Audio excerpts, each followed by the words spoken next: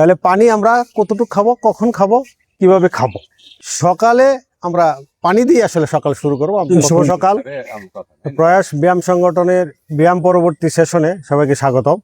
আমরা আজকে পুষ্টি সেশনে আলোচনা করব পানি প্রয়োজনীয়তা।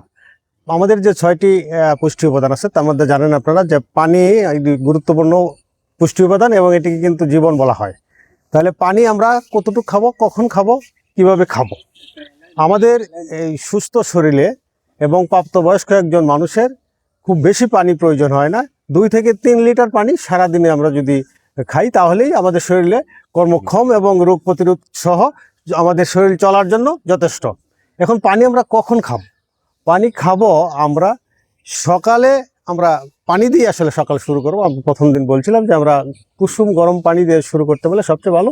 যদি না হয় তারপরেও পানি দিয়েই আমরা সকাল শুরু করবো। ঘুমতে উঠেই পানি পান করা। পানি আর খাওয়ার আগে আমরা পানি পান করব বেশি। খাওয়ার মাঝখানে যদি প্রয়োজন হয় আমরা 1 থেকে 2 ডুব পানি খাবো, কিন্তু ফুল পানি কিন্তু আমরা খাওয়ার সময় খাবো না। খাওয়ার আধা ঘন্টা পরে আমরা পানি খাবো।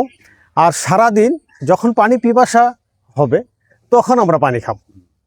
তাহলে আমাদের সারাদিনে ওই 2 থেকে 3 লিটার পানি যদি আমরা খাই সারাদিনে, তাহলেই আমাদের পানির যে প্রয়োজনীয়তা সেটা মিটবে এবং আমাদের শরীর সুস্থ থাকবে। ধন্যবাদ সবাইকে।